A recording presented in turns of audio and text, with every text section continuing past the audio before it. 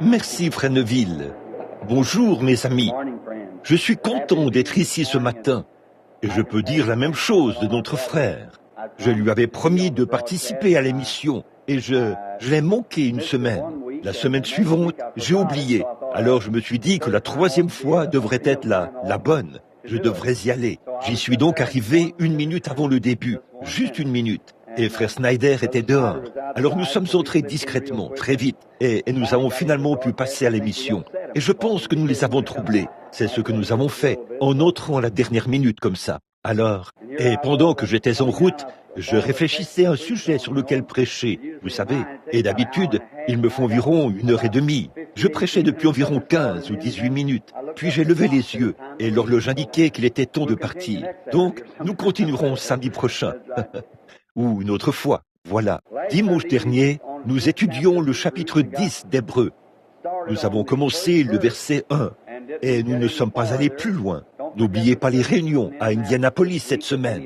S'il y en a parmi vous ou si vous avez des amis dans cette région-là, eh bien, écrivez-leur pour le leur dire. Les services commenceront demain soir à 19h au quai de le Tabernacle à Indianapolis. Et il y a beaucoup de places assises. On peut y faire asseoir près de 11 000 personnes.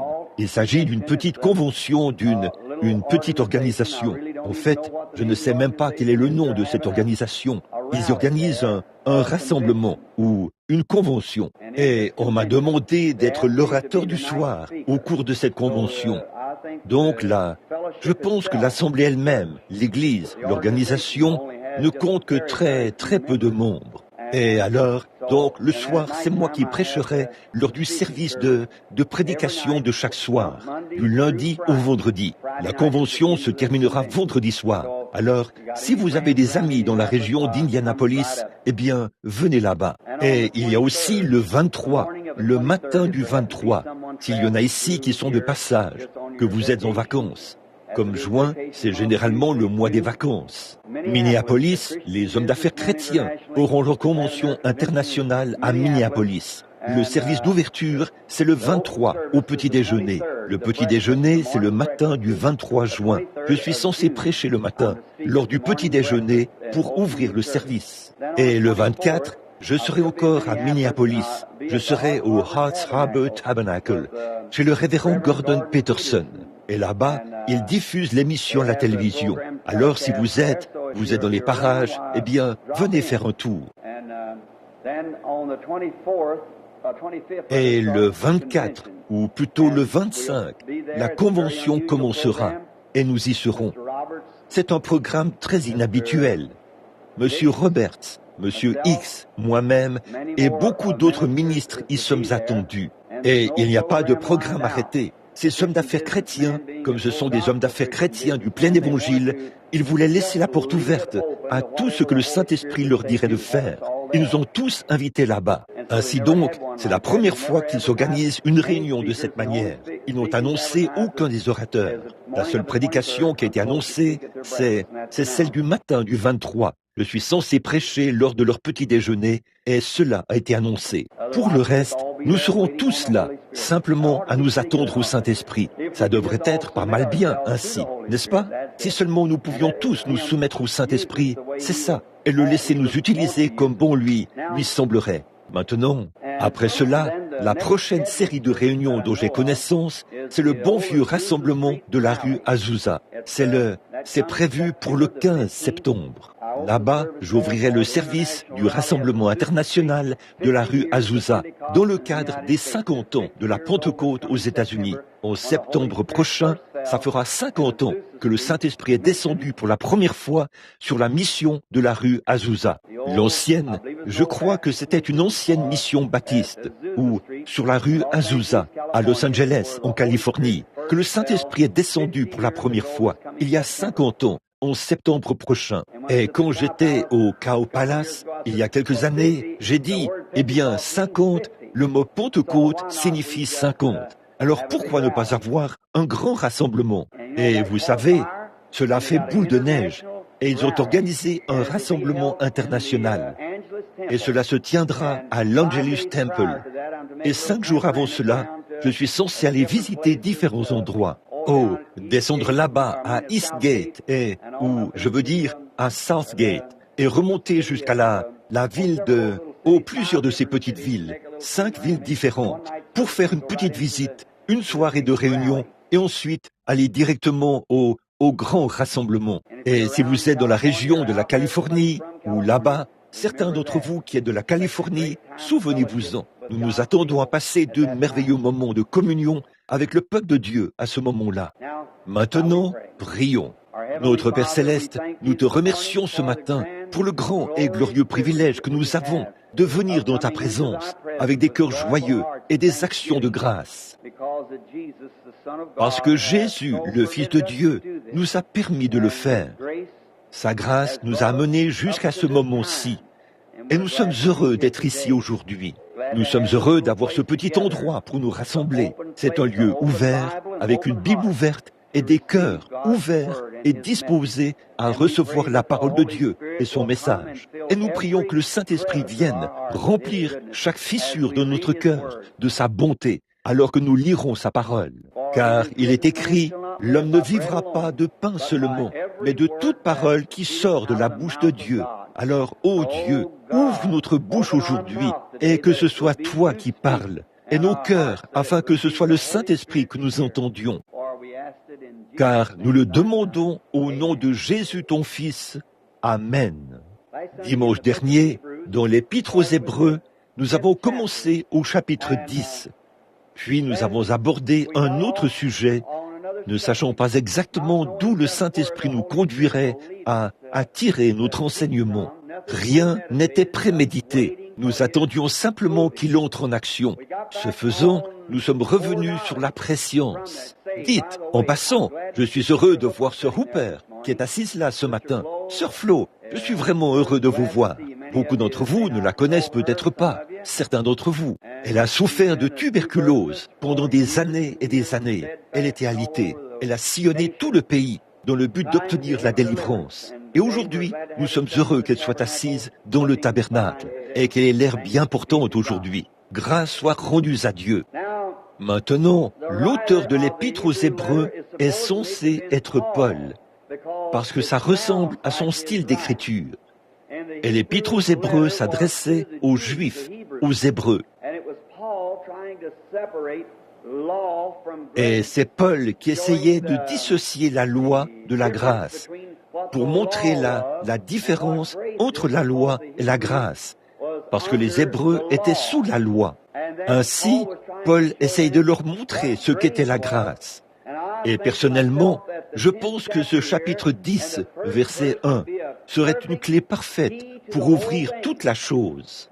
Bon, nous avons le chapitre 1 qui commence ainsi. Après avoir, à plusieurs reprises et de plusieurs manières, parlé à nos pères par les prophètes, Dieu, dans ces derniers temps, nous a parlé par son Fils, Jésus-Christ. Quand on arrive au chapitre 7, Melchisédek fait son entrée en scène. Lorsqu'on arrive au chapitre 9, il est question du sacerdoce, que Christ est devenu notre souverain sacrificateur, afin de remplacer l'ancien souverain sacrificateur. Et quand on amène cela au chapitre 10, nous arrivons à la loi qui possède une nombre des choses à venir.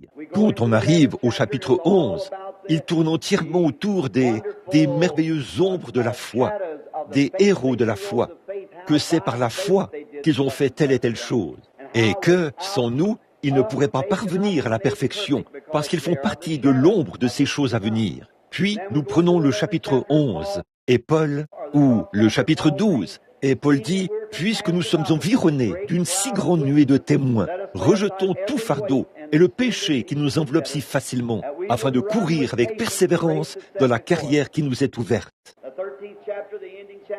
Le chapitre 13, qui est le dernier chapitre, dit, il se termine par ceci vers la fin, que Jésus-Christ est tout en tout, qu'il est le même hier, aujourd'hui et éternellement. Voyez, montrant ainsi que c'était Christ là-bas, avant la loi, c'était Christ dans la loi, c'était Christ au jour de grâce, et ce sera Christ pour toujours. Jésus-Christ le même hier, aujourd'hui et éternellement. Quel beau tableau nous peint l'Épître aux Hébreux. Bon, revenons en arrière et reprenons maintenant le verset 1. Dimanche dernier, nous nous proposions d'aborder le sujet de la perfection. Mais Dieu nous a fait revenir en arrière pour parler de la préscience, nous montrant qu'avant même que le monde soit formé, combien étaient ici dimanche dernier? Faites voir votre main. Avez-vous saisi cela? Avant même que le monde soit formé, nous étions placés en Christ. Réfléchissez à ça. Dieu, qui est infini, qui ne peut pas mentir ni rien dire de contraire, qui sait tout, il est tout aussi parfait au commencement qu'il l'est à la fin. Et il est tout aussi parfait à la fin qu'il l'était au commencement. Dieu est infini comme l'éternité. On ne peut jamais trouver d'angle dans un cercle parfait. Vous pourriez parcourir les âges et l'éternité encore et encore. Et il n'y aurait jamais, jamais, jamais de fin à cela. Et c'est pareil avec Dieu. Et quand au commencement, il était Dieu, qui a toujours existé. Il était infini, parfait pour commencer, et il sera toujours le même. Il ne peut jamais changer. Il est parfaitement le même. Or, cette grande chaîne de perfection a été rompue par l'espace-temps. Le temps est apparu à cause du péché. Brossons un tableau du temps. Voyons un peu. Un cercle parfait pour toujours, pour toujours. Puis, tout à coup, le péché s'introduit et fait une petite, comme dit ma femme, une petite bosse ou une petite dépression dans la chaîne. Alors, cela descend maintenant. L'éternité se poursuit, mais n'est pas dans son état parfait. Il y a un petit creux qui descend. Ça s'enfonce comme ceci. Ça s'étend comme ceci. Il a fallu que Dieu fasse cela, à cause de Satan qui avait provoqué la chose. Et c'est descendu un espace de temps en vue de la mise à l'épreuve, du perfectionnement et de la purification des perdus, afin qu'un jour, Dieu, par sa grâce souveraine, puisse faire remonter cette petite bosse ou ce petit creux dans le cercle parfait. Ainsi l'éternité continue toujours. Vous le voyez? Le temps. Donc le temps, c'est cette petite boucle. Elle descend vers le bas. Jésus était d'éternité en éternité. Mais il est entré dans l'espace-temps et a été fait chair. Il est venu ici pour sanctifier ou pour oindre tout cet endroit d'un filet de sang, afin de le racheter et de le rattacher de nouveau à Dieu pour l'éternité. Vous voyez cela? Voilà ce qu'est le temps. Alors Dieu, quand ça a commencé ici, au bout de la petite bosse dans ce cercle parfait, cela a créé une petite bosse là-dedans. Quand Dieu a commencé là, il était parfait. Tout ce qu'il a dit était parfait.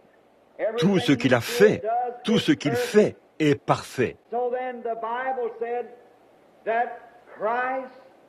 C'est pourquoi la Bible déclare que Jésus-Christ était l'agneau immolé dès le début de la petite bosse.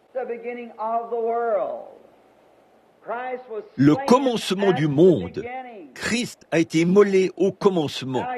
Or, dans les faits, c'est 4000 ans plus tard qu'il a été immolé.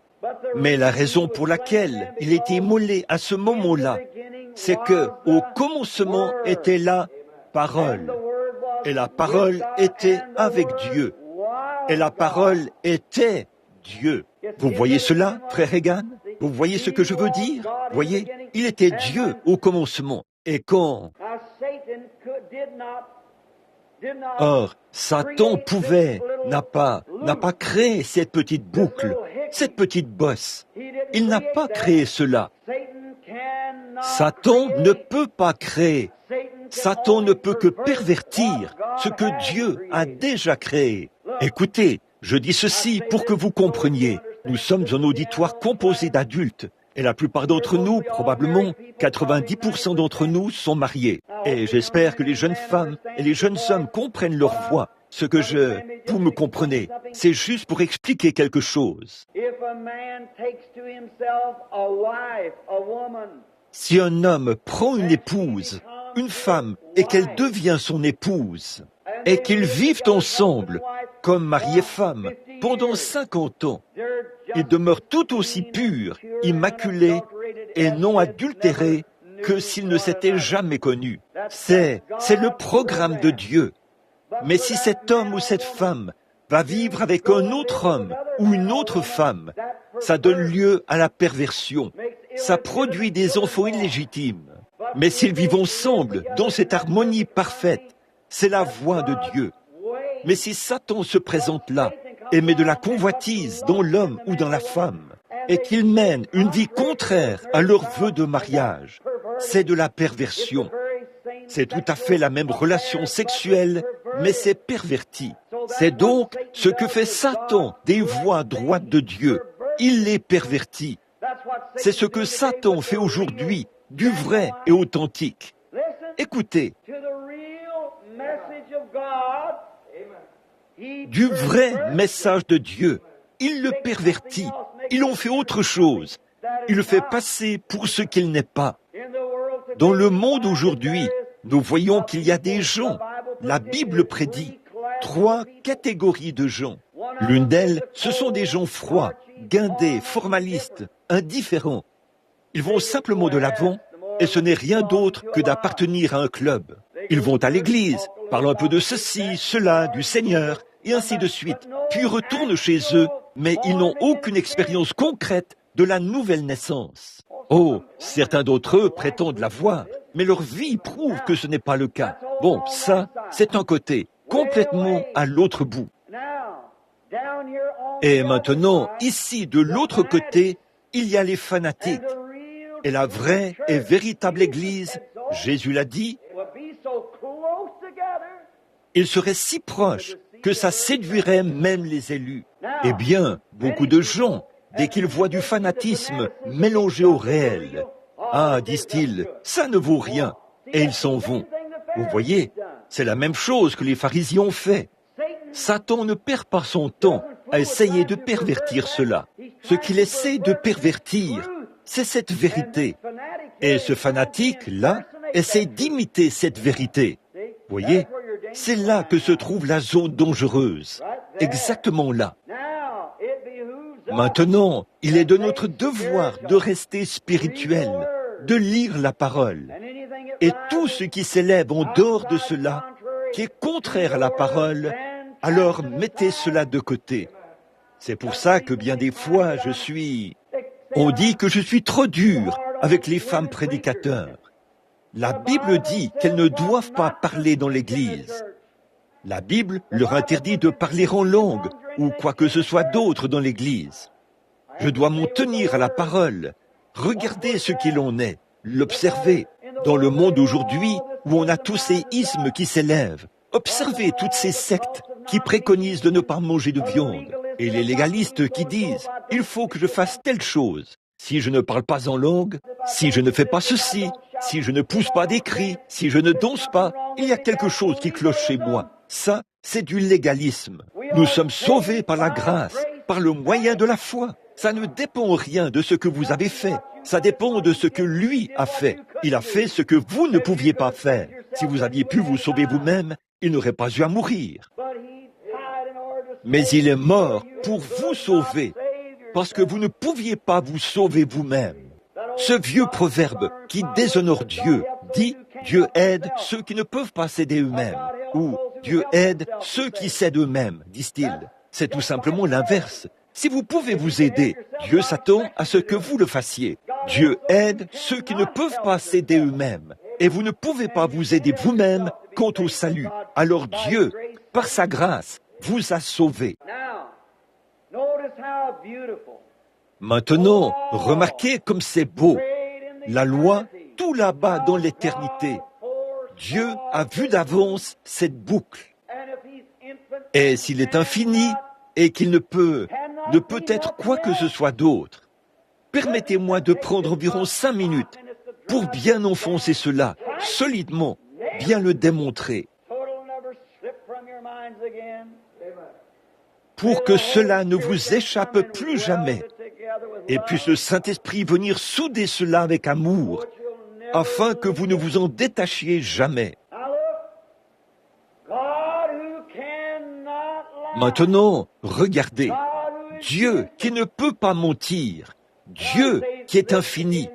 Et je le répète, pour ceux qui ne sont pas arrivés à s'ancrer quant à la guérison divine. Si Dieu a promis cela, Dieu est tenu de s'occuper de sa promesse. Il ne peut pas la laisser tomber.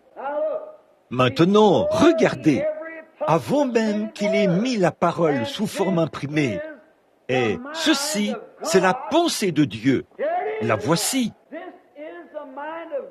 Ceci, c'est la pensée de Dieu, ce qu'il avait dans sa pensée avant même la fondation du monde. Ça l'est. C'est pour cela qu'il a pu mettre la parole sous forme imprimée et dire ce qui arriverait, parce qu'il a vu cela avant la fondation du monde. Et il savait exactement ce qu'il en serait, et il a prononcé cela. Il a ensuite transmis sa connaissance aux prophètes, et ils ont mis la parole par écrit.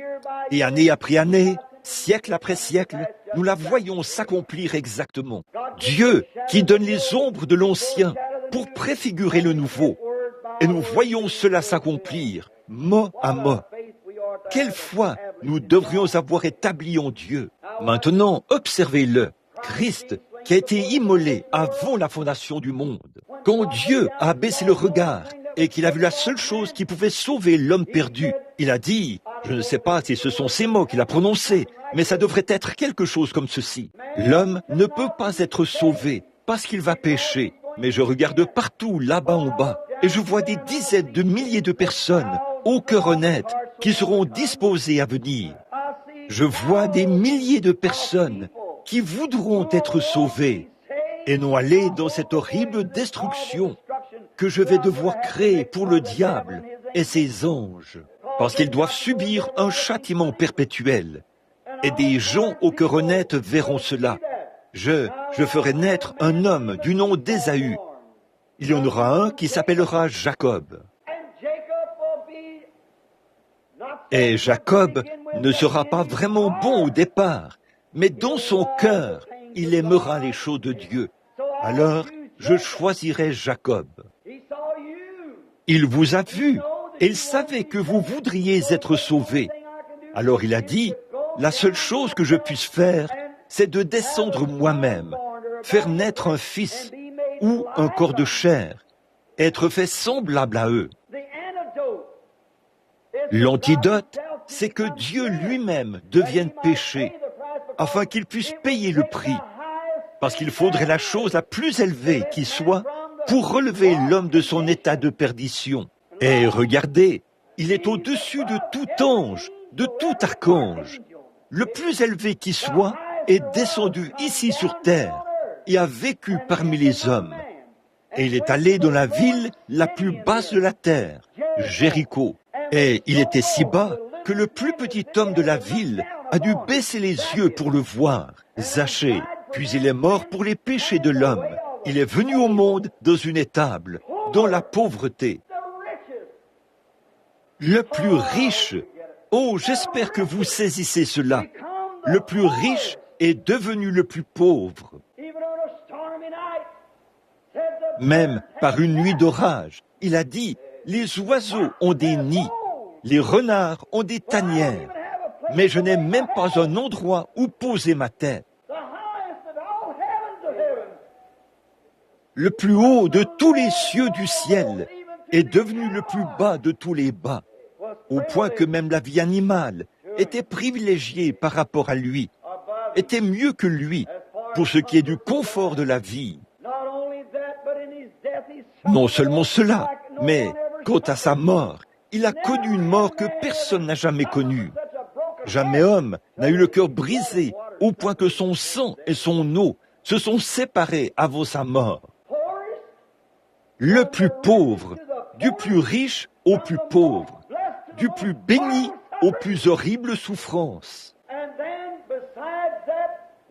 En plus de cela, il est descendu dans les profondeurs les plus basses, du séjour des morts le plus bas, en portant notre péché. Et il est arrivé au bout de la ficelle, ou au bout de la corde, au niveau de la bosse. Une fois là, il l'a relevé à la résurrection et l'a rattaché à l'autre partie de l'éternité. et a fait une grande route de la sainteté, afin que les impurs puissent venir et être purifiés par la source remplie du sang, des veines d'Emmanuel. Tout pécheur plongé dans ce flot est lavé de tout péché. Venez sur la grande route, et un jour, celui qui était au commencement du temps se présentera comme l'ancien des temps, et il tirera sur le grand cordon de l'Évangile, et tous ceux qui sont sur cette grande route, depuis le commencement du temps, jusqu'à l'ancien des temps, jusqu'à la fin des temps, seront élevés, alors qu'il fera disparaître le temps pour aller dans l'éternité. Vous le voyez? Le voilà, le seul véritable souverain, le roi des rois et le seigneur des seigneurs. Comment l'a-t-il fait? Par la prescience. Il savait. Puis il a dit qu'il était l'agneau immolé. Si donc il l'était, ça s'est accompli 4000 ans plus tard. Le temps s'est écoulé. Il est né. Ils lui ont fait ce qu'il avait dit qu'il ferait.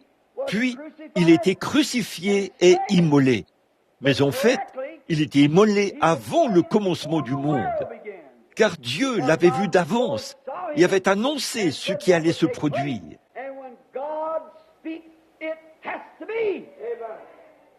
Et quand Dieu parle, ça ne peut faire autrement qu'arriver. Vous saisissez? Oh là là! Dieu avait vu Christ d'avance, et cela devait arriver. Voilà pourquoi c'était déjà accompli. Quand Dieu a prononcé la parole, la chose a été accomplie. C'est pour cela qu'il était en fait préfiguré, immolé, lorsque Dieu a prononcé la parole avant que le monde soit. Remarquez, non seulement Christ avait été immolé pour que le péché soit ôté, mais votre nom avait été écrit dans le livre de vie de l'agneau avant la fondation du monde. Dieu avait écrit votre nom et l'avait associé au sien avant la fondation du monde. Eh bien, Satan les amène à avoir peur, là, les fait douter de cela. Avant le commencement du monde, Dieu avait prononcé votre nom, vous qui êtes chrétiens, et il avait écrit dans le livre de vie de l'agneau avant même que le monde commence. Dit la Bible. C'est la parole de Dieu qu'il a prononcée tout là-bas et qu'il a révélée par ses serviteurs les prophètes. Et nous jouissons de cette bénédiction. Nous nous reposons sur la venue du Seigneur et nous attendons cette venue. Nous attendons patiemment. Tout est terminé. Oh, ce n'est pas étonnant que ni la maladie, ni le péril, ni la mort, ni rien ne puisse nous séparer de l'amour de Dieu qui est en Christ. Parce que, depuis la fondation du monde, il nous a placés sur cette bonne vieille grande route et monté sur l'arc-en-ciel horizontal et est revenu au sommet du commencement du temps en tenant les cordes dans sa main. Et un jour, il dira, « Monte ici !» Nous les vivons, restez pour l'avènement du Seigneur. Nous ne devancerons pas ceux qui sont morts sur la grande route, parce que la trompette de Dieu retentira et les morts en Christ ressusciteront et nous serons tous ensemble enlevés à leur rencontre, alors que la chaîne sera relevée pour se reconnecter au cycle de l'éternité.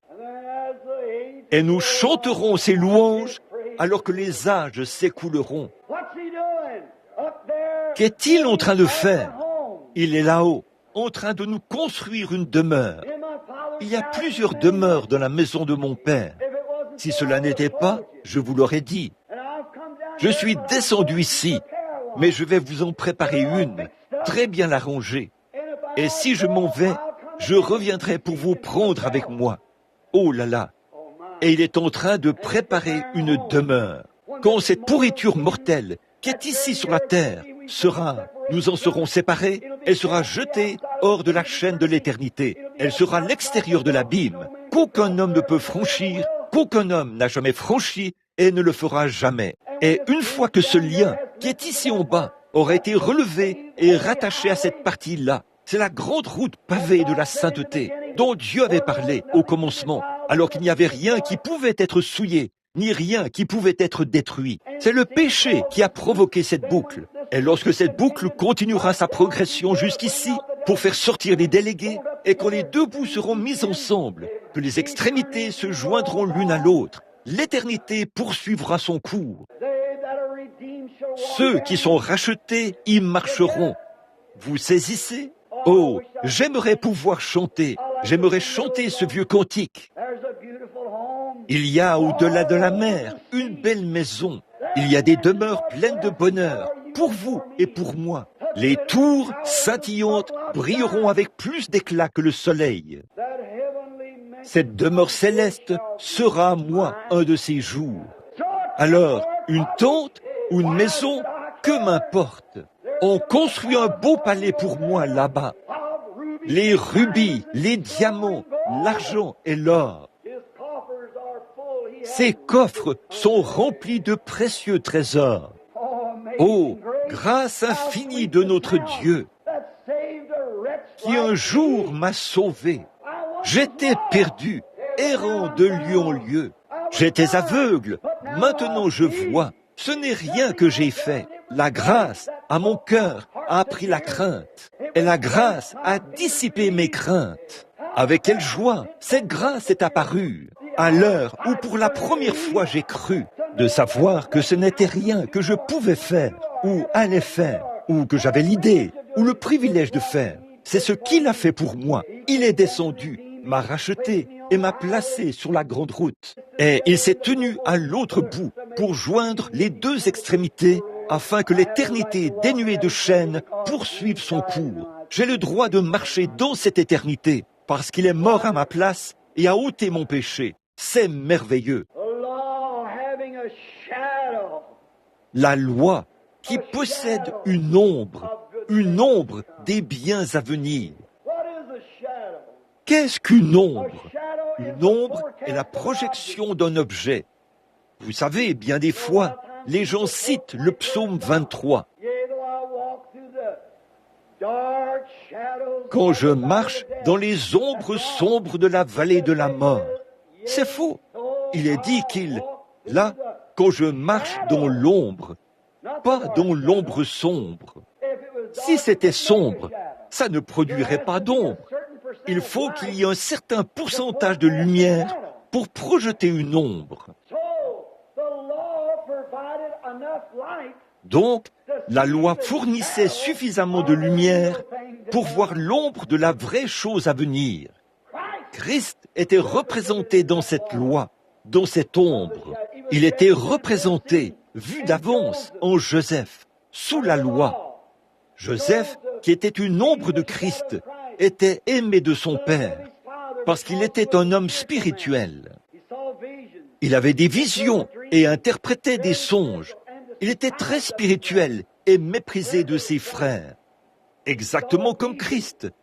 Il a eu des visions du Père et c'était un homme spirituel. Et ses frères le haïssaient sans raison. Et il était censé avoir été tué. Un vêtement sanglant avait été déposé devant son père. Oh, comme c'est beau! Oh, si je me mets à parler de cela, je n'arriverai jamais à cette leçon.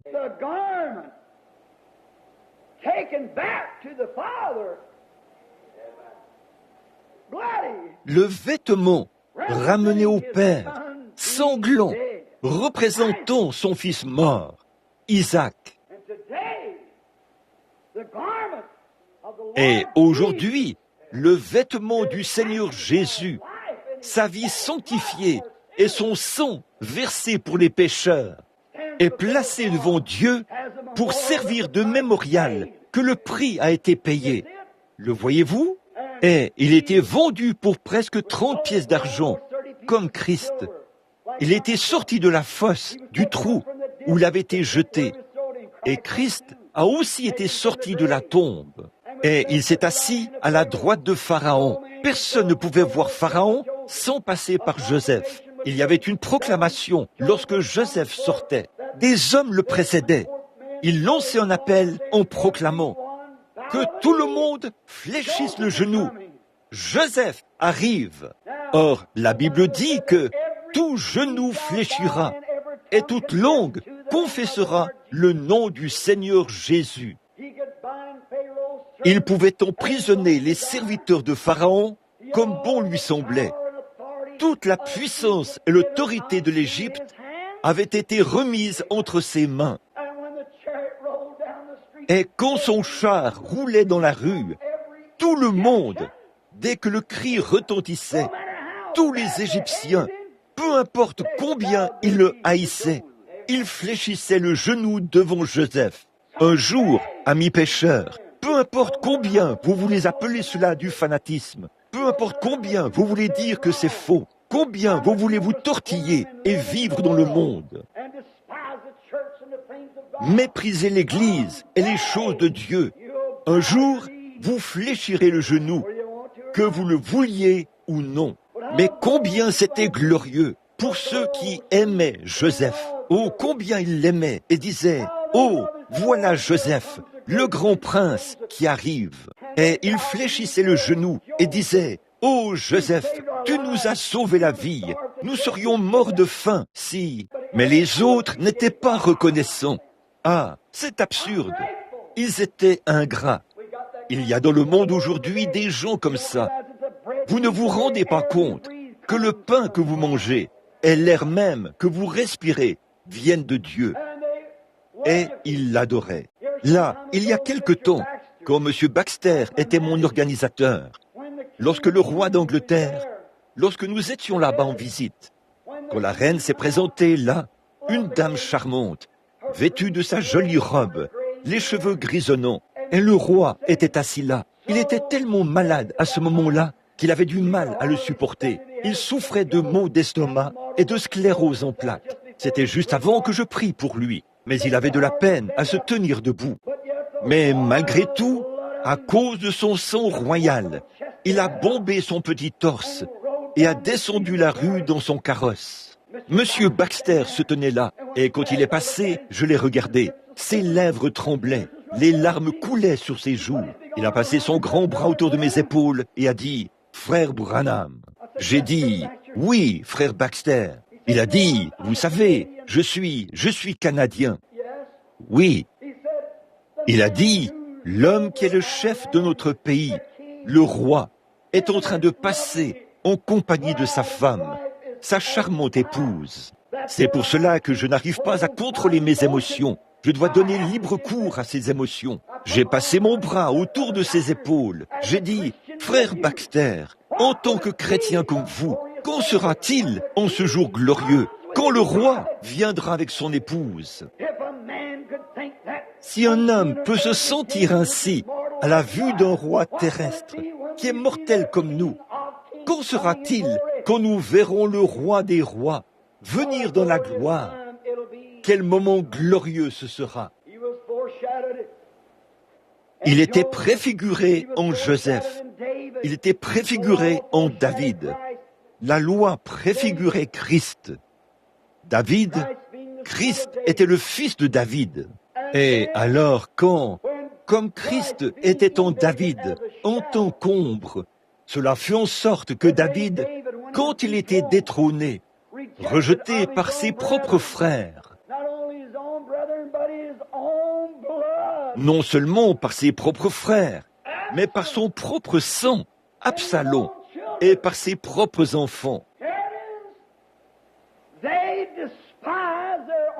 Écoutez bien ceci, ils ont méprisé leur propre père, ont réclamé son sang et l'ont détrôné.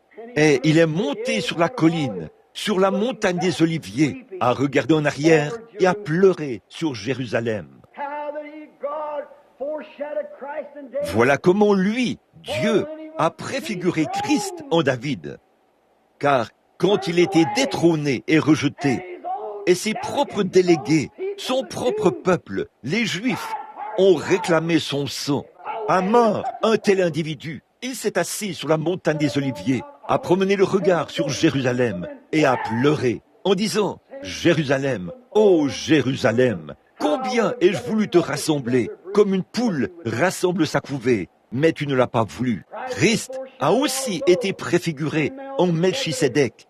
dans le sacerdoce, au chapitre 9, au chapitre 7 d'Hébreux, que ce Melchisédek, Abraham a aussi préfiguré tout là-bas.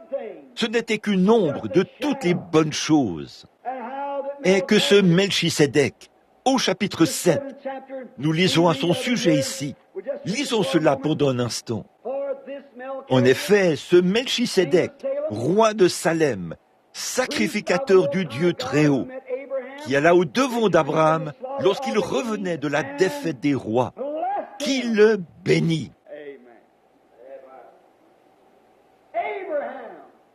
Amen. Abraham, Lot, son cousin, avait rétrogradé.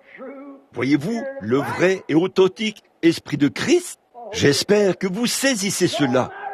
Peu importe à quel point il avait rétrogradé. Lorsqu'il s'est retrouvé dans le pétrin, Abraham a volé à son secours avec une armée. Les étrangers qui se trouvaient dans les alentours des vallées de Sodome étaient venus et avaient pris Sodome et son roi.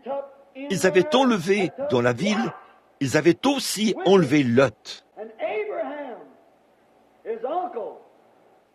Et Abraham, son oncle, un parent par le sang, les enfants de son frère. Il a regardé là-bas et a vu que l'ennemi avait enlevé son parent par le sang. Il a levé une armée formée de ses propres serviteurs. Il est allé le chercher. Cela représentait Christ. Quand il a vu que l'Église du Dieu vivant s'était éloignée, saisie dans l'erreur du diable, il a formé une légion d'anges et est descendu sur la terre pour se lancer aux trousses du diable. Et il l'a vaincu. Alléluia! Il a mis l'ennemi en déroute. Oh, combien nous l'aimons pour ça! Il a vaincu l'ennemi.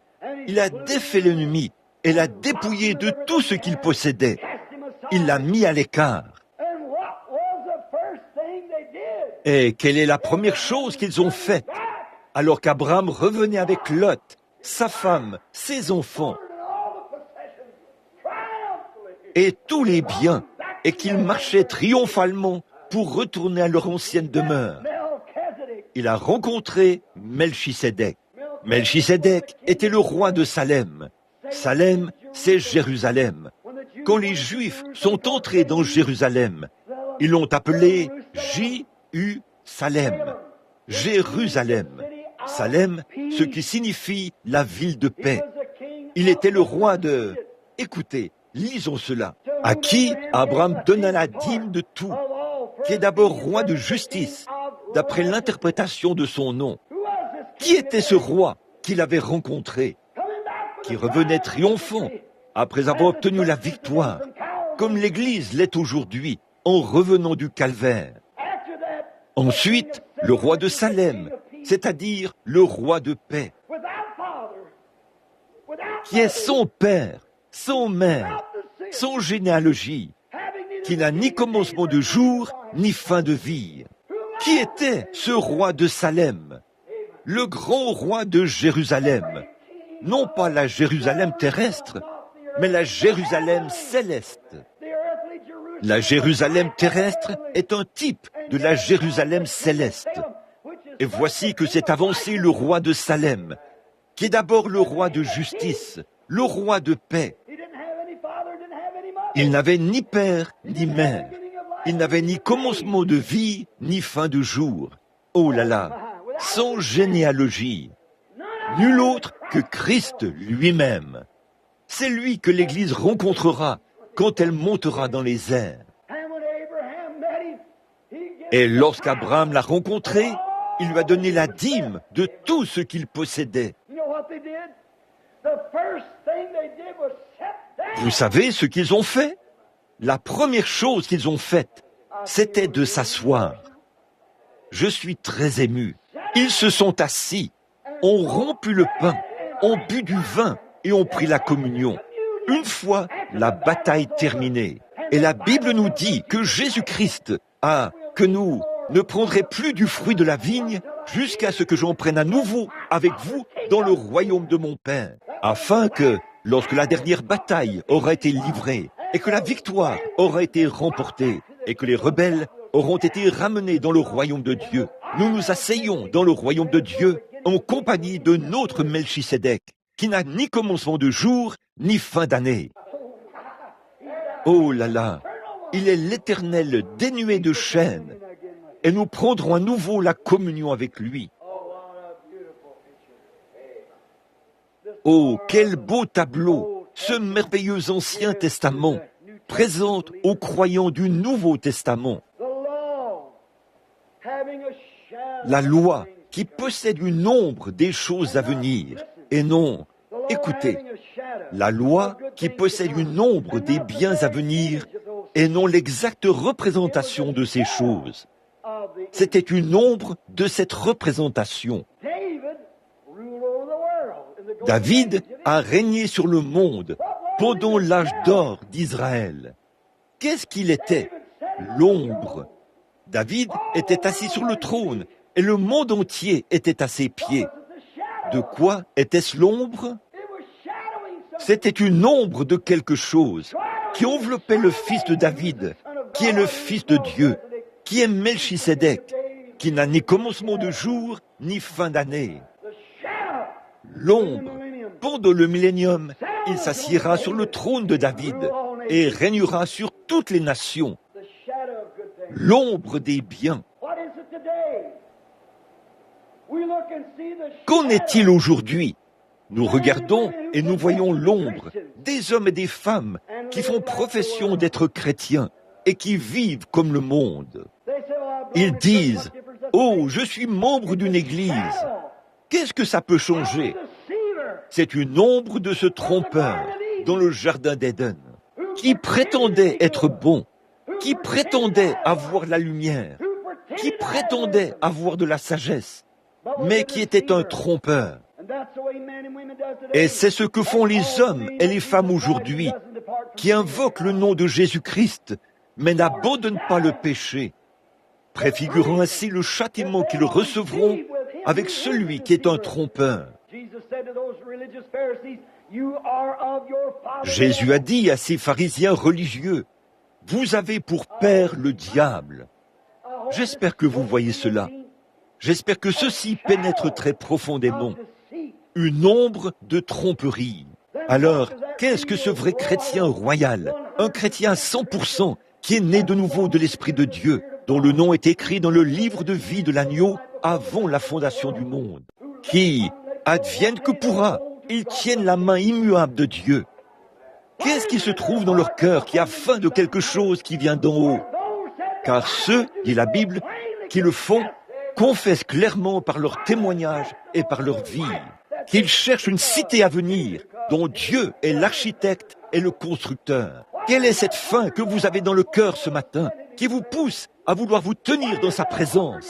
Quelle est cette faim que vous avez dans le cœur ce matin qui vous pousse de tout votre être à aller chercher quelque chose? Toute votre âme et toute votre vie soupire après quelque chose, au point que vous dites, peu m'importe ce qu'il peut advenir. Ô Dieu, quelque chose en vous regarde le monde et les larmes coulent dans votre cœur. Ô frères perdus, de voir ces femmes qui mènent une vie dégradée, aux mœurs dépravées, et de voir des hommes qui boivent, qui fument, qui jurent et qui jouent à des jeux d'argent tout en fréquentant l'église. Quelle est cette chose dans votre cœur qui s'écrie « Mon frère rebelle perdu ». Vous avez touché quelque chose ici en haut. Vous avez été rattaché à l'autre bout de la ligne. Vous avez touché une chaîne, une grande route qui relie l'éternité au commencement. Quand votre nom y était inscrit et vu par ce grand attribut ou par cette acuité de la connaissance de Dieu qui a baissé les yeux et a vu que vous reviendriez à la maison. Et pourtant, aveuglé si bas par les choses du monde, vous en avez une certaine idée. Quand le Saint-Esprit fait descendre cette chaîne de sang et s'empare de votre cœur, il vous fait entrevoir un meilleur pays, un meilleur endroit et une meilleure ville. C'est pourquoi vous pouvez dire, ce monde n'est pas chez moi, je suis juste un passant. Et mes trésors s'entassent quelque part là, au ciel. Dieu qui parle, advienne que pourra, votre cœur reste toujours focalisé. C'est une ombre. L'ombre est devant vous. C'est ce qui produit l'ombre. La loi qui possède une ombre du baptême du Saint-Esprit. La loi qui possède une ombre. C'est pour ça qu'il dit dans la Bible que vous devez prendre les Écritures et les faire concorder et faire en sorte que tout s'aligne. Et si une brèche se présente, souvenez-vous, vous avez dévié. Tenez-vous-en à cette voie, à ces Écritures. Bon, la loi qui possède une ombre ne peut jamais amener celui qui rend ce culte à la perfection, ne peut jamais amener l'assistant à la perfection. Car, écoutez le verset 2, nous allons essayer de voir cela pendant les 5 prochaines minutes. Écoutez. Autrement, n'aurait-on pas cessé de les offrir? Si le sang des taureaux, des boucs, des brebis et des génisses, et si le souverain sacrificateur était l'ordre approprié, le monde aurait continué à suivre son cours. La mort aurait cessé par cela. Vous le saisissez? Laissez cela pénétrer un instant. Si Caïphe, le souverain sacrificateur, l'offrande d'une vie animale, avait amené l'homme à la perfection et lui avait donné la vie éternelle, alors il n'y aurait pas eu de raison que quoi que ce soit d'autre soit fait. Cela aurait continué. La vie éternelle se serait installée et aurait poursuivi son cours. Mais il fallait qu'il y ait une ombre du véritable agneau de Dieu qui allait venir pour ôter le péché du monde, ce qui avait été annoncé d'avance par Dieu. Et aujourd'hui, les hommes et les femmes qui avaient été connus d'avance par Dieu avant la fondation du monde, leur nom était écrit dans le livre de vie de l'agneau. S'ils poussent des cris, c'est très bien. S'ils ne le font pas, c'est très bien. S'ils font ceci, c'est très bien. S'ils ne le font pas, c'est très bien. Car Dieu l'a déjà dit. Cela doit s'accomplir. Cela ne dépend ni de celui qui veut, ni de celui qui court, mais de Dieu qui fait miséricorde. C'est le choix de Dieu, pas le nôtre.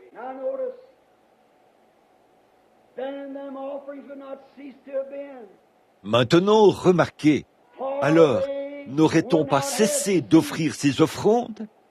Autrement, n'aurait-on pas cessé de les offrir? Parce que... Pourquoi? Là, nous arrivons à la fin maintenant. L'école du dimanche est terminée. Parce que celui qui rend ce culte... Pourquoi? Parce que... Oh, en ce moment, je me sens comme un petit enfant qui a reçu un jouet à Noël. Je suis tellement heureux de ceci. Oh, comme j'aime transmettre cela à l'Église, à vous les croyants, pour vous faire voir ce qu'est la vérité. Si ces offrandes étaient en ordre, elles n'auraient jamais cessé. Cela aurait continué ainsi, la vie éternelle.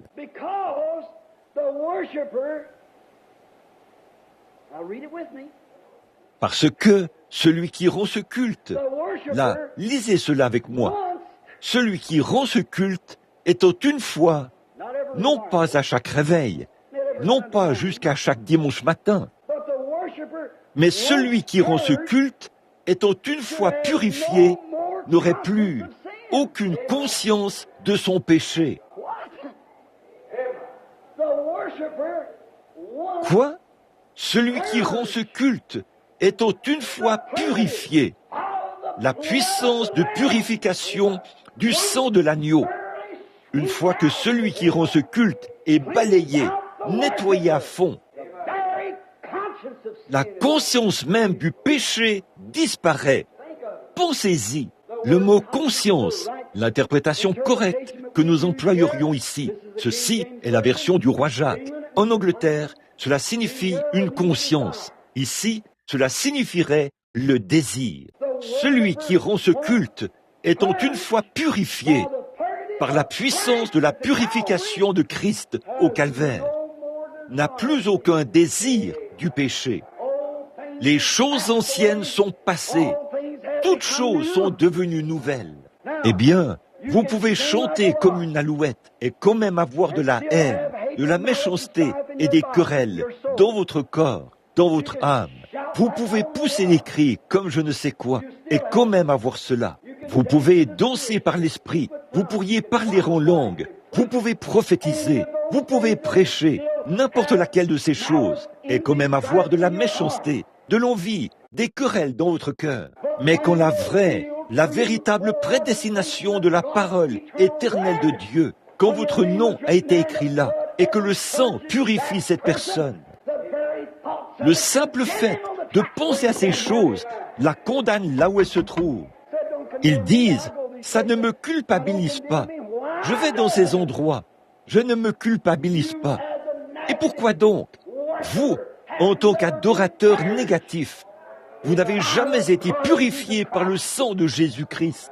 Et les légalistes se sont emparés de cette idée. Alléluia! Je porterai mes robes de cette longueur-ci et mes robes de cette longueur-ci. Je laisserai pousser mes cheveux et tout ira bien. C'est un mensonge. Et ils montrent du doigt la femme qui a les cheveux courts et qui porte des robes courtes et disent « Elle ira en enfer ». Je ne peux pas dire cela, mais je pense que tout ça, c'est très bien. Je ne condamne pas ces gens. Mais quand vous fondez vos espérances éternelles et votre salut sur cette doctrine, vous êtes condamné avec cela.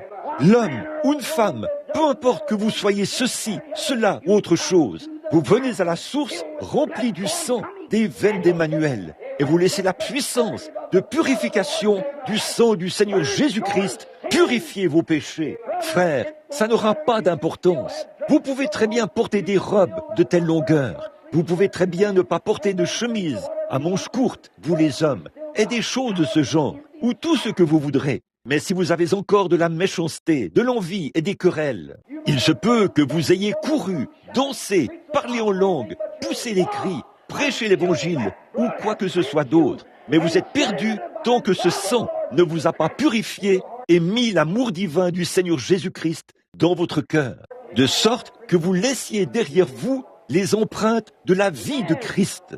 Amen.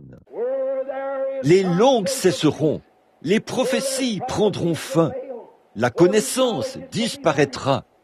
Mais quand ce qui est parfait sera venu, ce qui est partiel disparaîtra. Et aujourd'hui, en tant que légalistes, nous nous reposons sur quelque chose de légaliste que nous avons fait. Eh bien, quand j'étais un pécheur, j'étais un léopard. Plus j'essayais d'arrêter ceci et d'arrêter cela, plus mes tâches brillaient. J'étais un hypocrite à ce sujet, tout comme vous. Mais le jour où vous venez au calvaire, à la purification, là où le véritable agneau, sous l'Ancien Testament, ils amenaient un agneau. Ils allaient commettre un adultère, ils se mettaient en colère, se disputaient, se bagarraient et juraient. Et lorsqu'ils agissaient ainsi, ils amenaient un agneau, l'amenaient au sacrificateur et disaient « Oh, sacrificateur de Dieu, oui, j'ai maudit mon prochain, j'ai commis un adultère, j'ai dit un mensonge, j'ai volé. » Il posait ses mains sur cet agneau mourant, sans tache. Le sacrificateur l'examinait. Il fallait qu'on le garde pour voir s'il était sans défaut. Il posait ses mains sur lui et on lui tranchait la gorge. Le sang coulait sur ses mains et le petit agneau bêlait, se débattait et mourait. Et celui qui rendait ce culte se tenait là et se disait « Oui, ça devrait être moi, mais l'agneau est en train de prendre ma place. » Mais il repartait avec le même désir. Il le ferait de nouveau dès qu'il en aurait l'occasion. Et c'est ce que font les gens aujourd'hui. Ils viennent et confessent. Ils disent « J'ai ceci, cela, autre chose. » Puis ils repartent et voilà qu'ils se remettent à faire la même chose. Ils adhèrent à une église ou à une autre. Si cette église-ci commence un petit quelque chose, eh bien, ils vont dans celle-ci, puis dans celle-là. Mais de quoi était-ce l'ombre? C'était imparfait. Cela ne pouvait jamais ôter le péché. Mais c'était une ombre du véritable double remède à venir.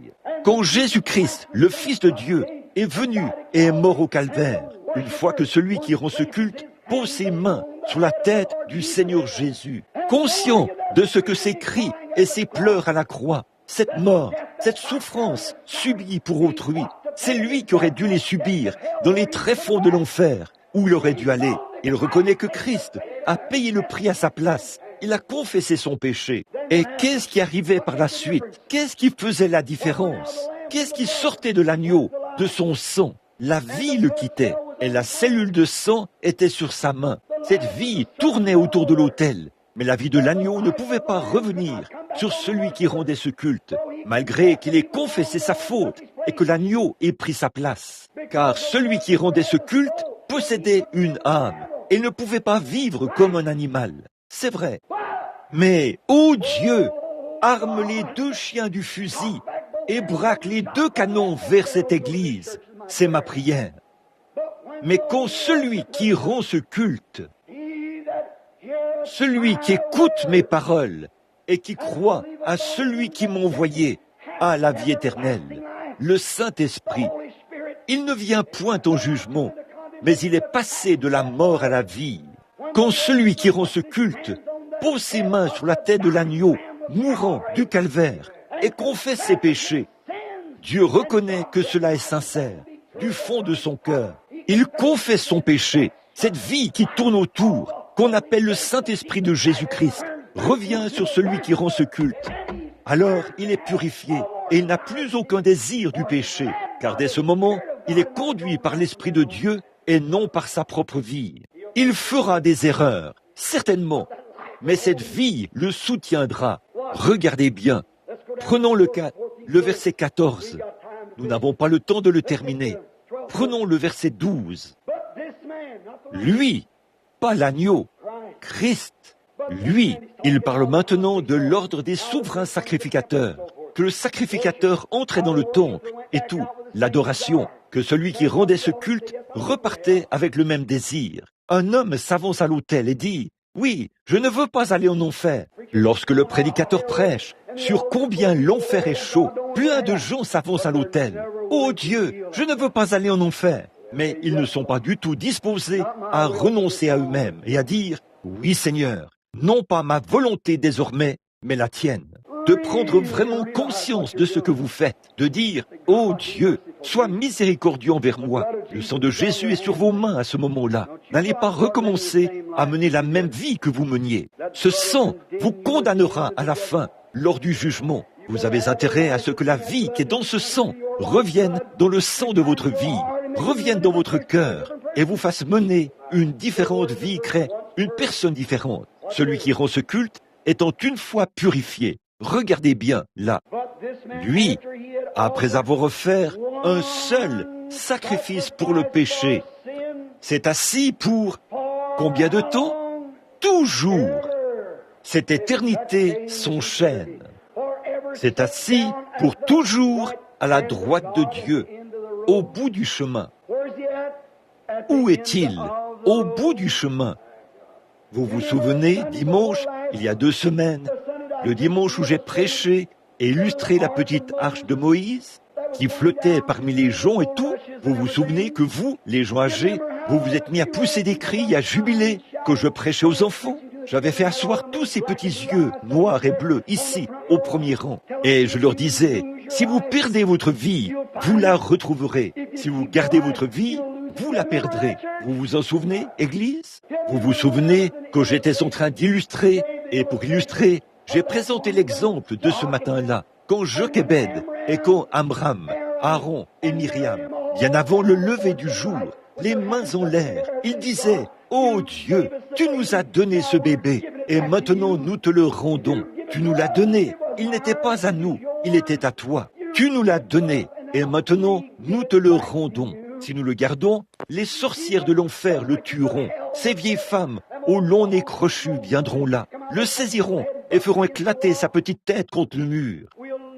Nous le perdrons si nous le gardons, mais si nous le remettons à celui qui nous l'a donné, nous le garderons. C'est la même chose dans votre petite barque ce matin, frères, sœurs. Vous avez là-dedans une cargaison, la plus précieuse cargaison qui soit. Ça s'appelle votre âme. Allez-y, gardez-la. Vivez comme bon vous semble. Vous la perdrez aussi certainement que je me tiens ici. Et si vous la remettez à Dieu et que vous abandonnez votre volonté, vous la garderez. Vous la retrouverez. C'est ce qu'a dit Jésus. Souvenez-vous. Et quand ils l'ont poussé, le trésor de leur cœur, quand ils l'ont poussé dans le fleuve, des crocodiles ont surgi. Je peux voir Dieu, comme je l'ai dit, se lever de son trône. Vous savez, il y a beaucoup d'épreuves qui ont cours ici-bas, mais il y a quelqu'un qui les regarde tout le temps. Ils n'ont pas aimé leur vie jusqu'à craindre la mort. C'était le cas du pauvre Amram et son seul petit enfant bien-aimé. La petite Jochebed venait de le serrer contre son sein pour l'allaiter, et il lui fallait le mettre dans l'arche et le pousser parmi les joncs, là où les alligators étaient devenus gras à force de manger de petits bébés. Là, quand elle se tenait là, et que les larmes coulaient sur ses joues. Dieu a dit, viens ici. Gabriel, viens ici un instant. Je veux te montrer quelque chose. J'ai quelqu'un qui croit vraiment en moi. Amen. Oh Dieu, fais que je sois ce genre de personne qui peut dire, Dieu l'a dit, c'est la vérité. Être tellement mort à toute autre chose que ces choses deviennent un airain qui résonne ou une cymbale qui retentit. Il a dit, viens ici, Gabriel. Vous tous, les anges, venez ici. Je veux vous montrer quelque chose. Voyez-vous cet homme qui a les mains levées là, en bas? Il a poussé son propre enfant sur l'eau. Je le lui ai donné, maintenant il le rend. Je veillerai à ce qu'il le garde. Amen. Il a dit, Gabriel, appelle 10 000 anges, donne-leur la consigne de marche. Je veux qu'ils viennent ici. Gabriel a fait sonner une petite trompette et le son a traversé les couloirs de l'éternité. 10 000 anges armés se sont présentés. Il a dit, placez-vous tout le long du fleuve. Veillez à ce qu'aucun alligator ni rien d'autre ne touche à l'un d'eux. Il m'a été remis. Gabriel a dit, Seigneur, capitaine en chef, où seras-tu? Je serai au bout de la ligne. Je vais l'accueillir là. C'est la même chose qu'il fait aujourd'hui. Lorsqu'un homme met sa confiance dans le Seigneur Jésus et confesse son péché, le Saint-Esprit s'empare de cet homme et Christ se tient à l'autre bout pour l'accueillir. Nous sommes passés par de nombreux tourbillons, des alligators, d'horribles frayeurs et tout le reste que nous avons traversé. Que de dangers, de labeurs et de pièges. J'ai déjà traversé.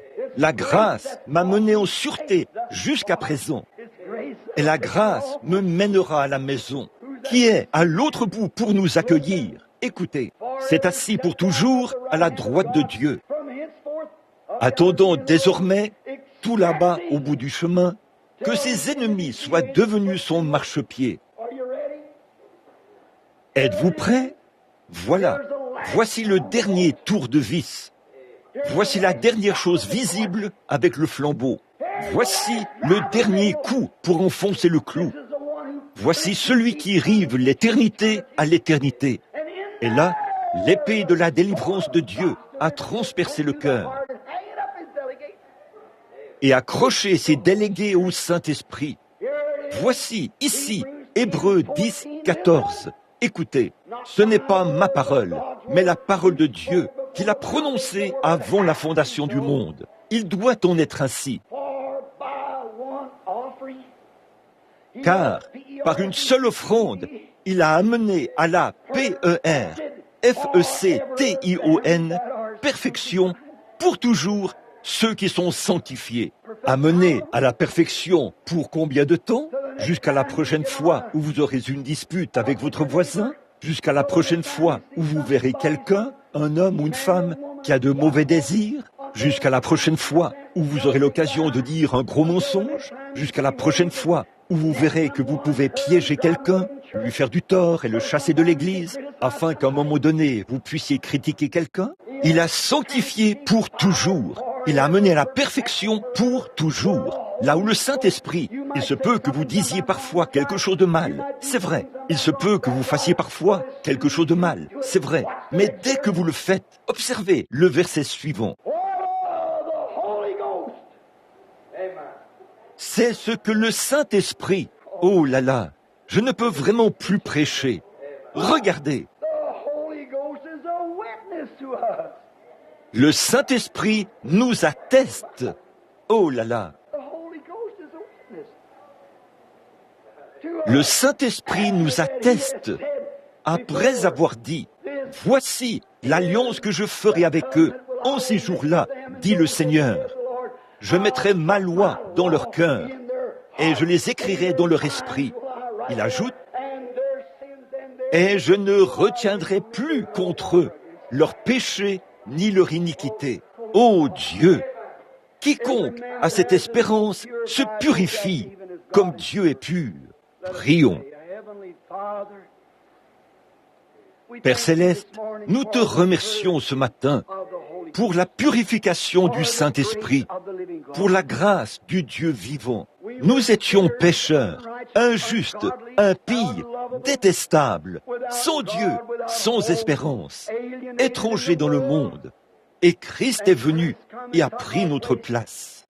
Par sa prescience, Dieu nous a vus dans cet état. Il savait que nous avions faim et soif. Ce n'est pas étonnant que Jésus ait dit « Ils seront rassasiés ». Non pas « deviendront des membres », non pas « ils adhéreront », mais « ils seront rassasiés ». Ceux qui ont faim et soif de la justice. Autrement dit, faim et soif, sachant que nous ne pouvons rien faire de nous-mêmes. Peu importe ce que nous faisons, le diable pourrait nous faire imiter tous les dons. Il pourrait nous envoyer imposer les mains malades, et ces malades guériraient. Il pourrait nous faire parler en langue. Il pourrait nous faire interpréter les langues. Il pourrait nous donner la sagesse et la connaissance. Mais ce n'est pas ça qui compte, Seigneur.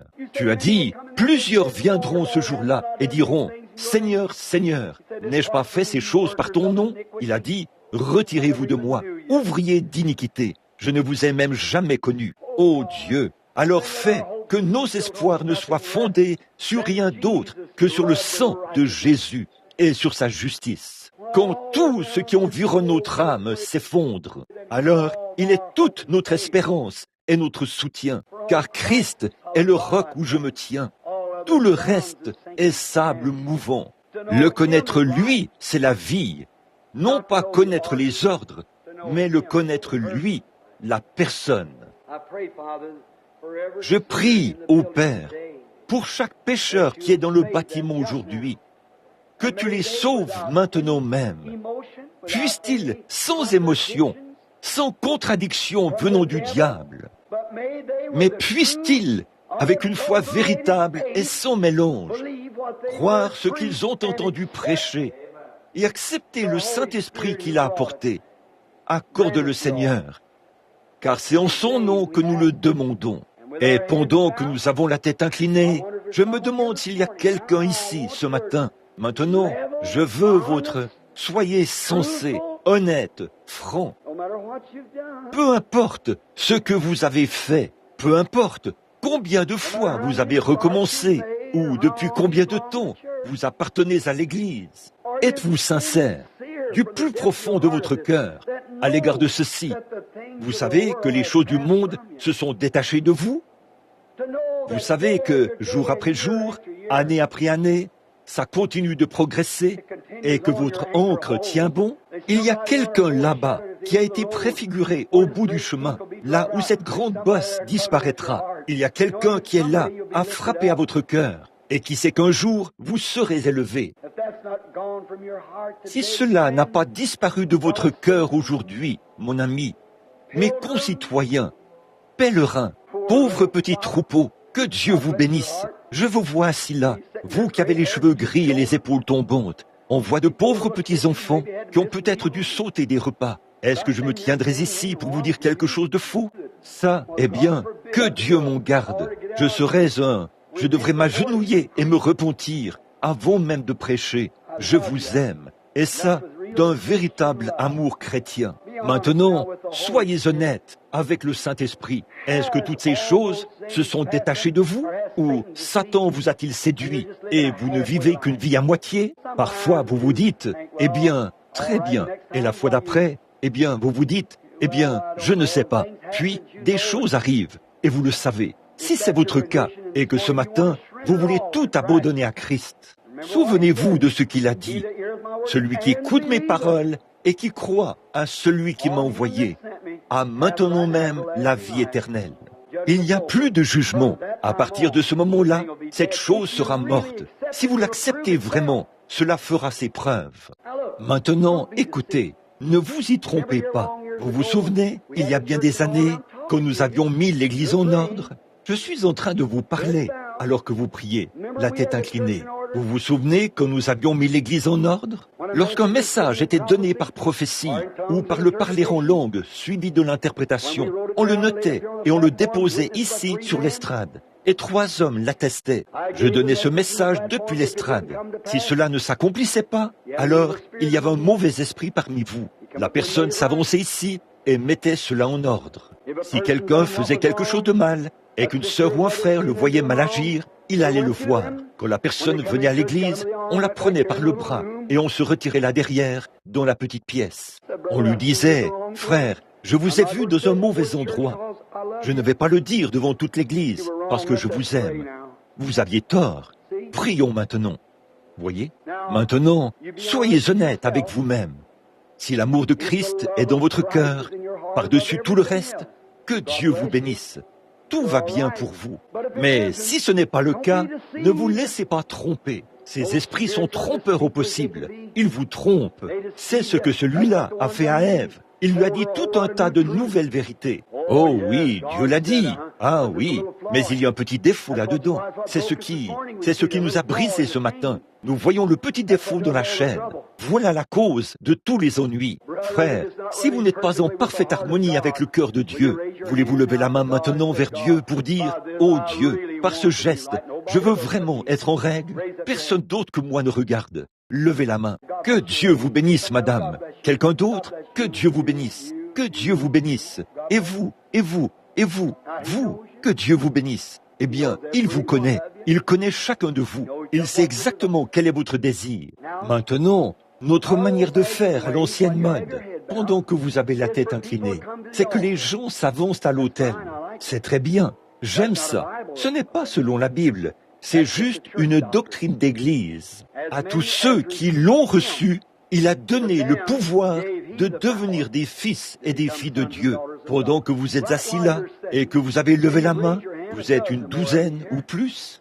Voulez-vous maintenant accepter du fond de votre cœur, après avoir dit que vous aviez le sentiment que vous devriez le faire? Voulez-vous le même groupe de gens qui ont levé la main?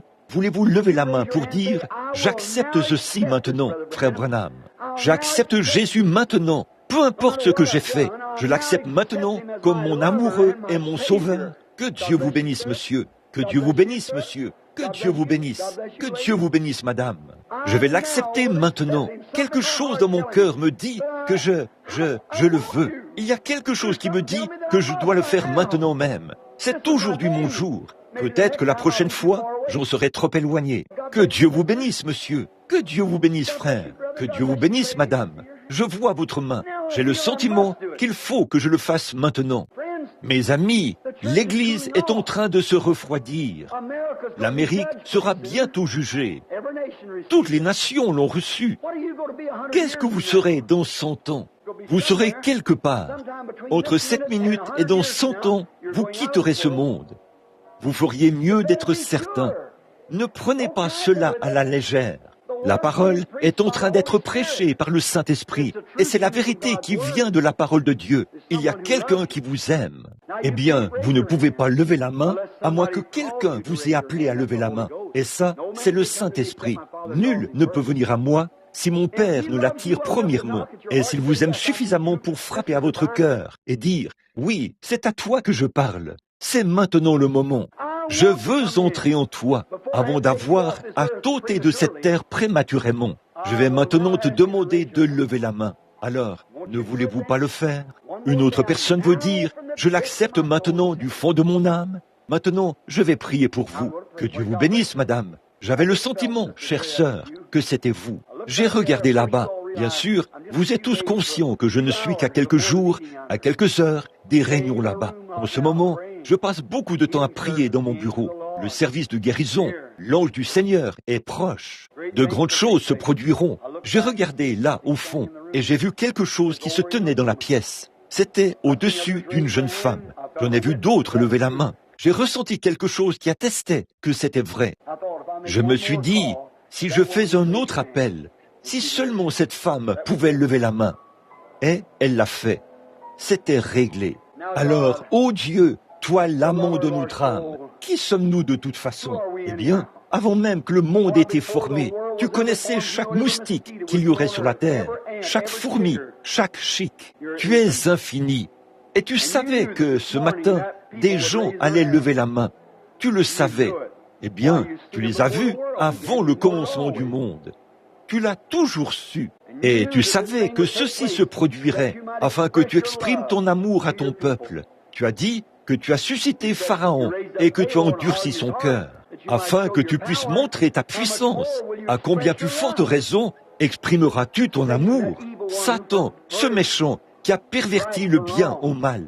Tu lui as permis de le faire, parce que cela te permet alors d'exprimer ton amour à ton peuple. Et, ô Dieu, nous t'aimons tant, nous t'apprécions. Et je prie, ô Dieu, que ces gens mènent une humble vie chrétienne désormais, car ils t'ont accepté. Et s'il y en a d'autres, peut-être que je ne les ai pas tous vus, peut-être que tu ne me les as pas tous montrés, mais tu leur as parlé.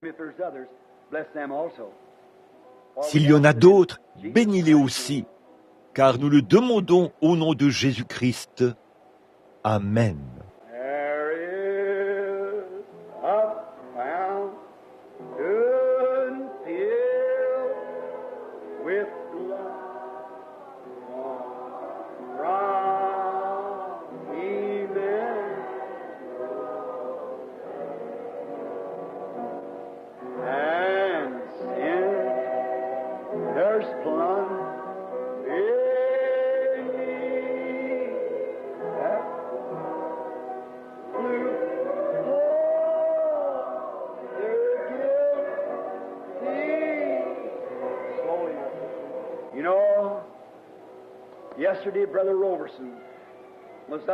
Vous savez, hier, frère Robertson était chez frère Wood.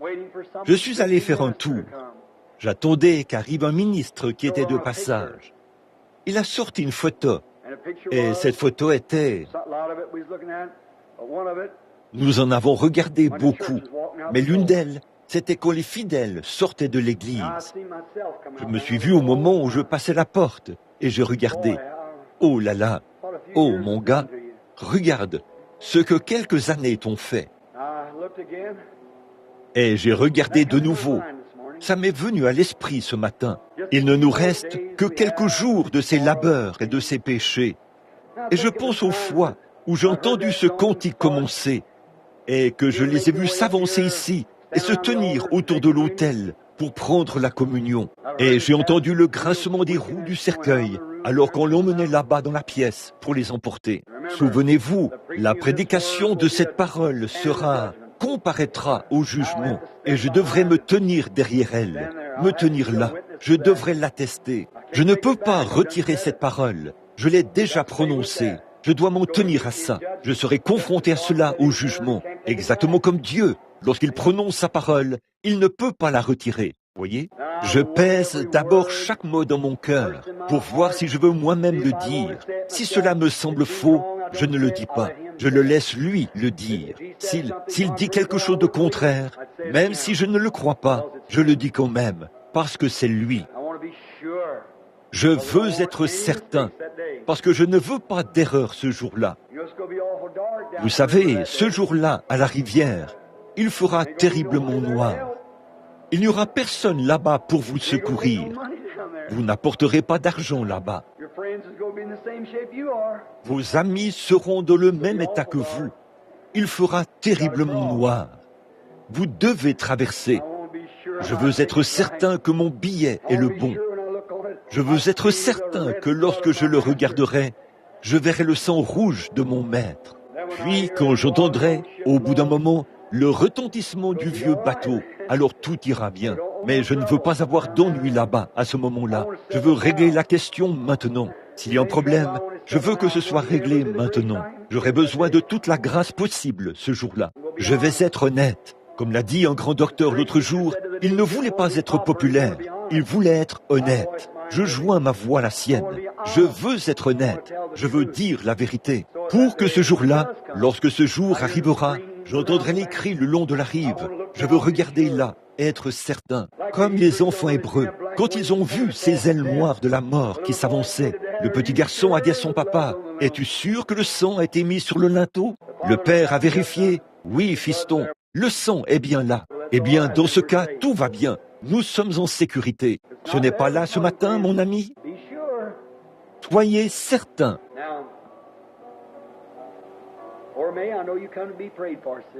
Maintenant, Oramei, je sais que tu es venu pour qu'on prie pour toi, sœur.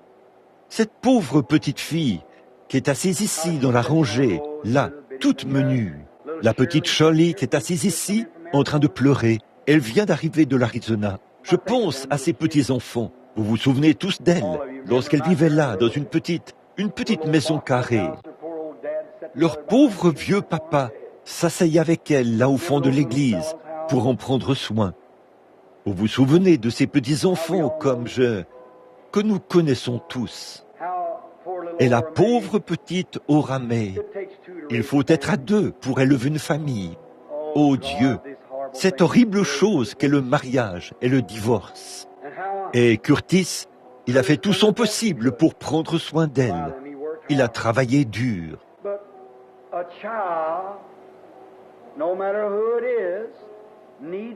Mais un enfant, peu importe lequel, a besoin de l'amour d'une mère. Quelqu'un qui les couvrira d'amour. C'est la nature. Pour apaiser vos sentiments, je suis un chasseur. J'étudie la faune sauvage. C'est simplement... Et je vais dans la nature et je l'étudie. Une vieille maman ours, quand elle se retire de sa tanière à l'automne, elle s'est accouplée et sera mère de nouveau. Elle chasse tous ses oursons. Elle en a soit un ou deux. Elle les chasse pour qu'ils aillent hiberner tout seuls afin qu'ils s'y habituent. L'année suivante, quand elle sort, elle a 2 autres petits bébés, 1 ou 2 autres. Elle les materne pendant l'été. Puis, à l'automne, elle les chasse à leur tour. L'été suivant, elle en a 2 autres. Mais qu'arrive-t-il si elle n'a pas de bébé cette année-là? Vous savez ce qu'elle fait? Elle sort, essaie de retrouver ses oursons, qui sont déjà aussi gros qu'elle. Si elle ne les trouve pas, elle prend quelques petits louveteaux. Elle prend quelques coyotes. Elle pourrait même prendre un bébé humain. Certainement, ça c'est déjà fait. Elle va prendre ce petit bébé, ou quelque chose d'autre, et elle va le materner. C'est simplement la nature. Elle n'y peut rien. Regardez une petite fille avec sa poupée. Eh bien, elle n'a pas 3 ans. J'ai vu ma petite Sarah l'autre soir. Je suis allé dans sa chambre. Une petite fille nerveuse qui était là à dormir, avec sa petite poupée sur son bras. Je me suis tenu là et j'ai regardé. Je me suis dit, pauvre petite, tu sais, dans peu de temps, dans plusieurs années, papa vieillira. Au bout d'un moment, je le suis maintenant, je vais grisonner et m'en aller. Mais c'est une préfiguration. Un jour, un vrai petit bébé sera couché là. C'est tout simplement en vous. Et si vous n'aimez pas ces petits, quelque chose d'autre prendra leur place. Si un homme n'adore pas Dieu, il adorera sa voiture, il ira au bar, il fera autre chose. Il se mettra à fricoter. En effet, il faut que quelque chose prenne cette place. Maintenant, notre sœur, mon intention n'est pas de l'émouvoir, mais du fait qu'elle n'a pas été entourée des soins d'une mère comme il se doit. Quelque chose d'autre a pris cette place. Et ce matin, la pauvre petite souffre de dépression nerveuse. 2 petits bébés. Elle a fait des erreurs. J'en ai fait aussi. Et qui d'autre n'en a pas fait? Mais j'essaie de dire qu'il y a quelqu'un qui lui a déjà pardonné. Elle a levé la main tout à l'heure. Tout a disparu.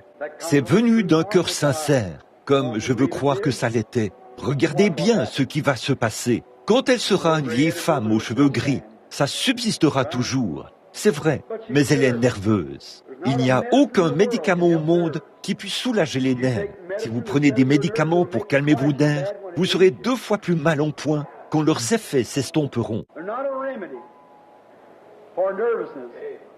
Il n'y a pas de traitement contre la nervosité. Mais je suis si heureux qu'il y a un remède. Vous savez, j'en ai souffert aussi.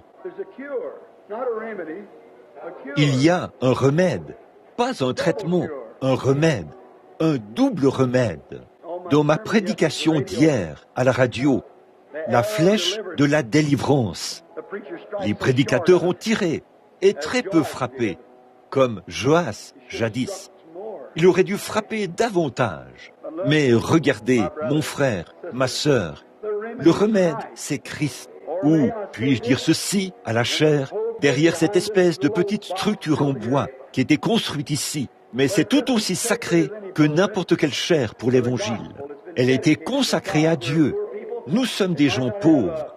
Le dessus n'est peut-être pas recouvert d'or, mais le Saint-Esprit est venu ici et a fait de grandes choses pour nous. Ma chère sœur, que Dieu bénisse ton petit cœur, en tant que mère et en tant qu'enfant. Si tu acceptes ce que frère Bill a dit, ou te dit maintenant, je t'assure, ma chérie, que tu repartiras d'ici, tu seras en bonne santé. Là, lorsque tu as levé la main tout à l'heure, tu as accepté Christ à ce moment-là. Je veux que dans quelques minutes, je veux que tu t'avances ici. Et je peux te prouver à toi d'en juger, par la grâce de Dieu et par le Saint-Esprit qui se tient ici en ce moment. Je peux faire en sorte que cela te quitte. C'est vrai, je n'ai jamais vu cela faillir, mais par la suite, cela reviendra sur toi quand tu seras parti d'ici, vois-tu, si tu le permets. Mais si tu n'acceptes plus cela, peu importe comment tu te sens, continue à dire « Jésus-Christ me guérit ». Vois-tu, tu es tombé au Ramey, d'ici, en haut, du temps où tu vivais dans la joie, tu faisais du vélo et tu courais ici dans la rue. Tu étais heureuse en ce temps-là. Tu n'avais pas les sentiments que tu as maintenant, n'est-ce pas? Tu vois? Maintenant, tu es tombé ici, en bas, parce qu'il n'y avait rien là pour te retenir, ma chérie. Tu es tombé ici, en bas. Mais maintenant, tu dois croire que tu es ici, en haut, et le croire.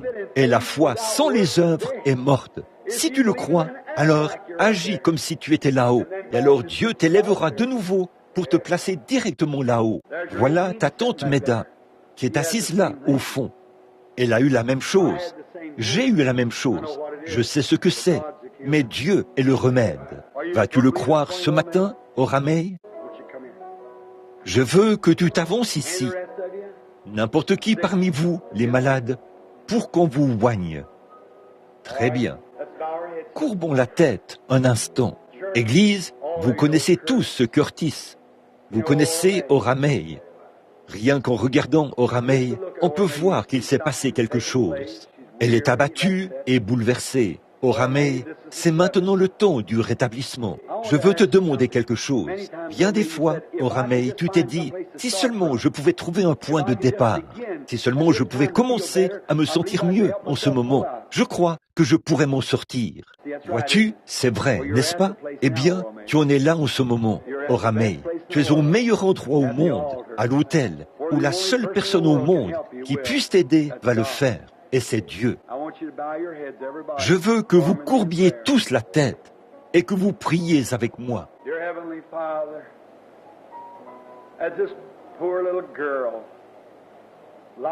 Cher Père Céleste, alors que cette pauvre petite fille, la vie est si courte, elle est maintenant une jeune mère.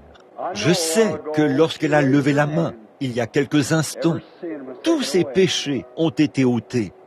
Ô Dieu, ta Bible en rend témoignage. Tu l'as dit du haut des cieux, celui qui croira le recevra.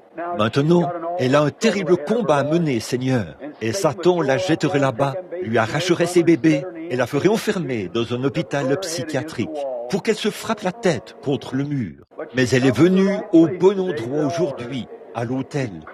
Elle est venue dans la maison du Dieu vivant.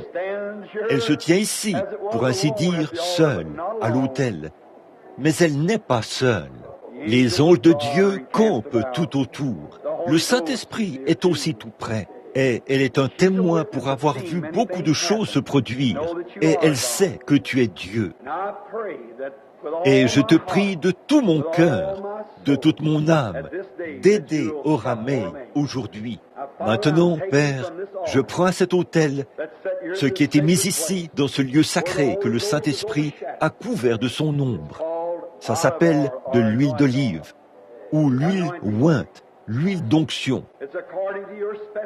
C'est conforme à ce que tu prescris, de l'huile tirée des olives du sarment. Alors que je m'avance maintenant pour oindre ma sœur de cette huile, tu as dit, la prière de la foi sauvera le malade.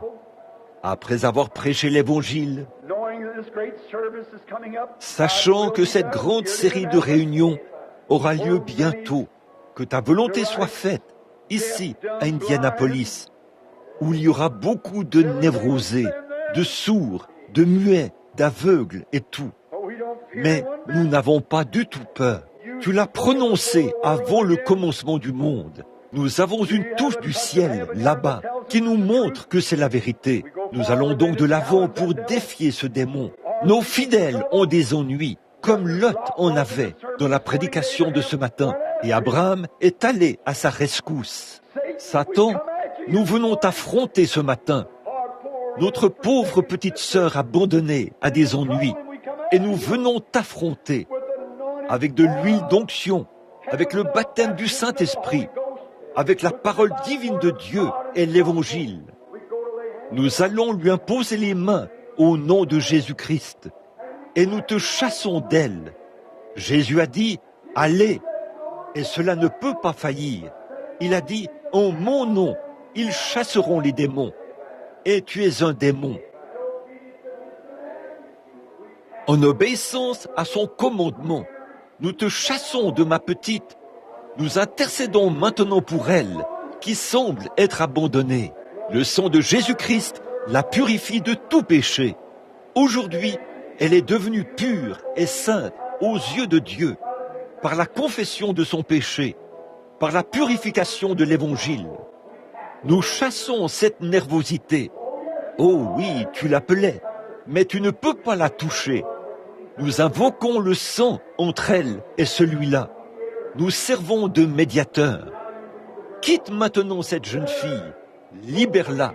Et à partir d'aujourd'hui, puisse-t-elle être heureuse pour ces petits bébés qui sont étendus là et pour son mari. Puisse-il venir aussi et devenir chrétien. Puissent tous les siens venir.